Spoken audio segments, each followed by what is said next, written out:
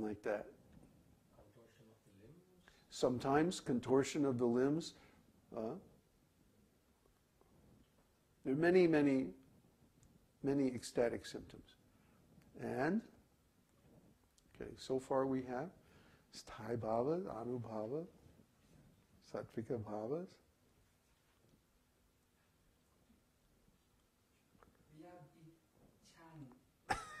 Vyabhicari-bhavas. That's what we've been going over for the last 4 weeks. Vyabhicari-bhavas. See, I beat them every day. I beat them until they learn this stuff. Send help, send help.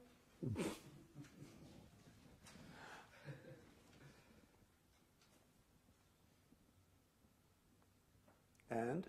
They have 33. Sanchari-bhavas. Sanchari-bhavas. Sanchari means? Going closer.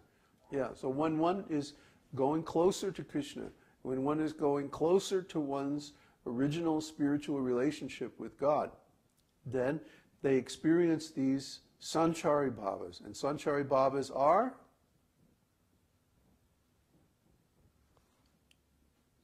These things like fear and feeling. There are 7 Sanchari-bhavas. They are the secondary rasas. The secondary rasas are like laughter, fear, chivalry, what's that? Ghastliness. Yeah, there's 7 of them. So the 5 primary rasas are the sthāyi-bhavas. The 7 secondary bhavas are the sanchari-bhavas. Then there's the vyabhicari-bhavas, which are 33. And we've been going over the vyabhicari-bhavas because everyone feels these emotions when they are doing their devotional service. And they get these different ecstatic symptoms, and or even before the stage of ecstatic symptoms, they also experience these different emotions. And so last time we wound up with vitarka. Remember what vitarka is? Finger movement, thinking, frowning. Thinking, right. Reasoning, actually. Reasoning. And you've heard plenty of vitarka if you've been following the Sunday satsangs, because that's what we do. We take each one of these spiritual topics and then we think about it. Oh, what a novel concept. Thinking about spiritual life. In other words, our process is not faith-based. We need a little bit of faith, enough to try the process. Because if you try the process, you'll experience the results. And once you experience that, then you have knowledge. Not knowledge in the sense of theoretical or book knowledge, but actual knowledge, experiential knowledge, direct knowledge of consciousness in touch with God. That's what we mean when we say knowledge, and you get knowledge. So our process is knowledge-based, but not jnana, not jnana. Jnana means theoretical knowledge, but vijnana. Vijnana means experienced knowledge. So when we talk about these things, it's because we experience them. We experience them all the time. Actually, everyone is having a spiritual experience all the time. It's called being conscious. We're all conscious because we're spirit souls. And the principal symptom of the spirit soul is consciousness. So we're all conscious. The problem is, normally in material life, we're conscious of what? The senses and the sense objects. And because all of those are temporary and changing, we can't get any satisfaction. We're trying this, we're going here, we're doing that, we're going there, we're trying to love this person and that person, and it always winds up in disaster and disappointment. Because in the material world, everything is changing. Material world has 7 stages. What are they? Conception. No. Yes, conception, then what? Gestation. Gestation. Usually they start with birth. You see, I was all ready for them to screw up. Gestation, then what? Then birth.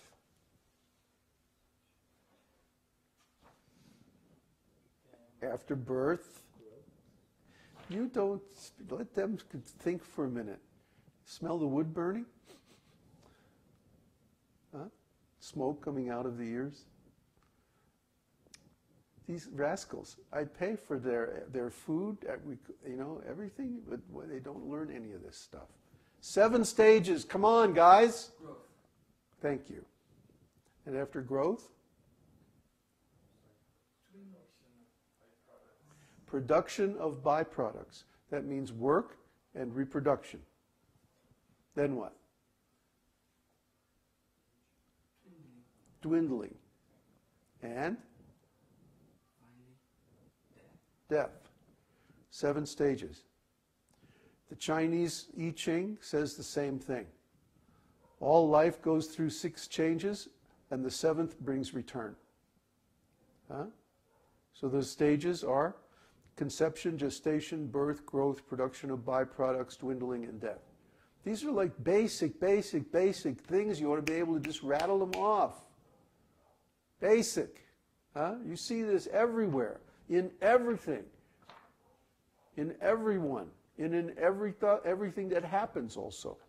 Goes through these same stages. Huh? And these are all combinations of the 3 modes of material nature. When we come across something that doesn't change, then we are experiencing something spiritual, because it's beyond the 3 modes of material nature, beyond the influence of time. Consciousness is beyond the influence of time, because consciousness doesn't change. The contents of consciousness may change, especially if we're in material consciousness. We're going to be conscious of so many material things through the senses. And of course, they're always going to change. But when we become conscious of spiritual things, they don't change. Krishna never changes. The real spiritual body of the soul never changes. Our spiritual relationship with God never changes. Yet, we go through different moods, different experiences, different emotions, and all of these experiences can be either in relation to the spiritual energy or the material energy. So when our experiences are in relation with the material energy, they cause pain and distress. Conception, gestation, birth, growth, work, dwindling, and death. Those things are all painful by nature because they involve change. Change of identity. Now I'm a baby. Now I'm a kid. Now I'm a teenager. Now I'm grown up. Now I'm an old man. Now I'm dying.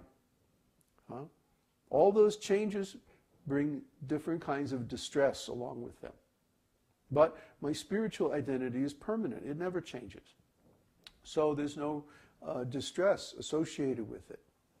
When we are aware of our spiritual identity, when our emotions are in relation to God, to Krishna, then they're sources of ecstasy. Otherwise, they're always negative. They're always material. They're conditioned. So what we're trying to do is not to stop experience, not to stop consciousness or individuality, but to link our consciousness and our individuality with God. And we do that by chanting His name. That's our process. That's why we always start with kirtan. So, okay, enough vitarka. Let's talk about the next Vyabhicari-bhava, which is cintā. Cintā means anxiety.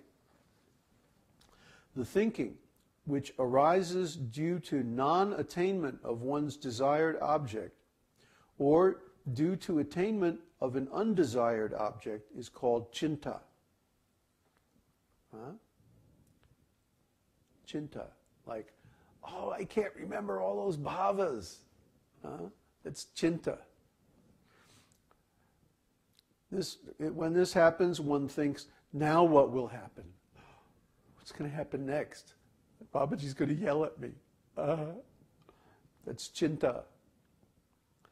The symptoms of cintā are breathing deeply, sighing, lowering the head, writing on the ground, change of color, sleeplessness, lamentation, inflammation, weakness, tears, and meekness. Like, uh-oh, I couldn't remember the stuff he wanted. Now I'm in trouble. See, this is all cintā, anxiety. And Bhakti Rasamrita Sindhu, which is the source of all of this understanding of spiritual emotions. Nectar of Devotion, it's called in English. All these emotions are described in detail. Plus there's many, many examples drawn from the scriptures. So we won't get into that today because there are too many, and we're trying to finish up. The next one is mati. Mati means resolve or understanding. Mati.